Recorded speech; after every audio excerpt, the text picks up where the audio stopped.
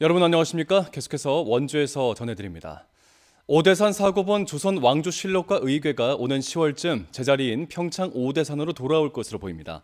문화재청은 오대산 월정사 인근에 있는 국립조선 왕조실록 전시관을 리모델링하고 오는 10월 개관에 맞춰 오대산 사고본 조선 왕조실록과 의궤를 제자리에 옮길 계획입니다.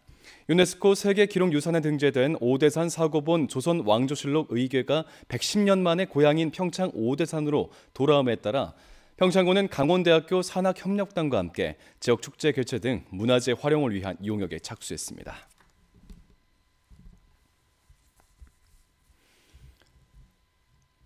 건강보험공단이 공단을 사칭한 건강검진 안내 문자 스미싱에 유의하라고 당부했습니다.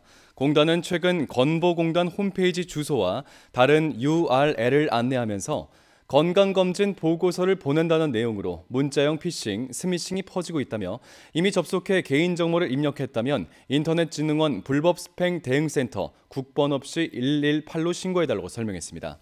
또 실제 건강검진 대상자에겐 문자가 아닌 네이버 전자문서나 카카오톡 등으로 안내하고 있다고 덧붙였습니다.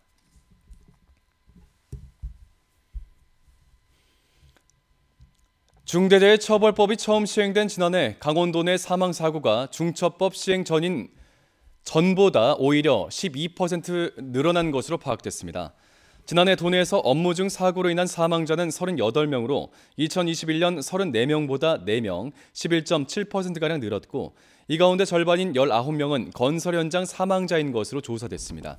올해도 지금까지 숨진 7명 가운데 6명은 건설 현장 노동자입니다. 고용노동부 강원지청은 오늘 도내 주요 건설사와 간담회를 갖고 안전보건관리체계, 관리 현황과 계획을 점검했습니다.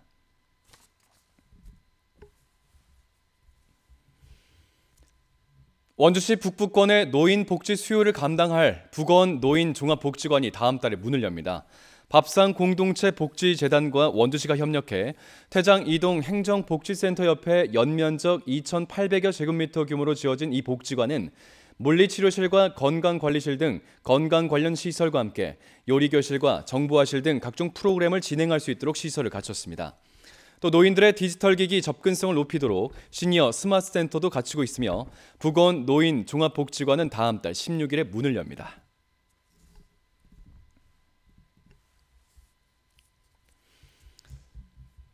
국가인권위원회 송두환 위원장이 원주 농협 현장을 방문해 지역 농민들과 기후변화를 주제로 현장 간담회를 열었습니다. 이번 간담회선 지역의 양봉, 과수, 벼농사 등 분야별 농업인들이 참석한 가운데 기후변화와 관련해 나타난 농촌 현장의 변화와 농가들이 겪고 있는 피해 상황을 점검했습니다. 국가인권위원회는 기후위기와 인권이란 주제로 지난해 농어촌 지역의 기후변화로 인한 실태조사를 진행하고 이와 관련한 정책을 수립하는 과정에 이번 간담회를 통해 농업 현장의 목소리를 반영하겠다는 계획입니다.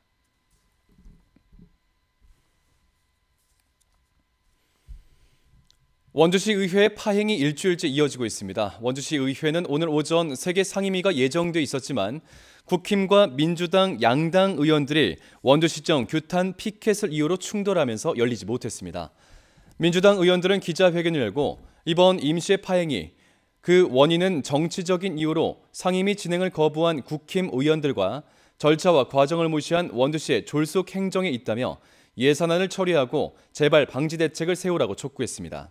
예결위도 파행을 빚게 되면 이번 임시의 안건과 원주시가 추경안 모두 수정 없이 본회의에 상정됐습니다.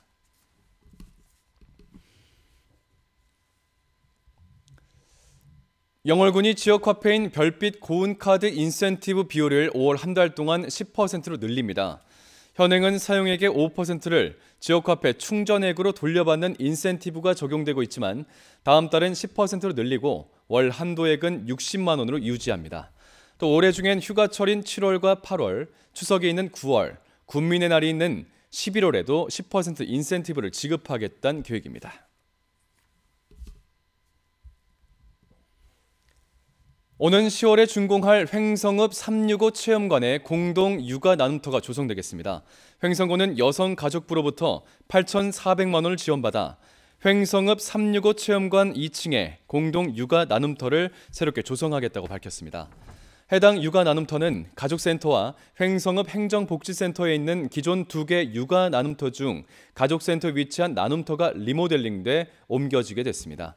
횡성구는 복합 문화공간과 다문화가정, 노인 복지센터 등이 들어설 지상 6층 규모의 365 체험관을 오는 10월에 준공할 계획입니다.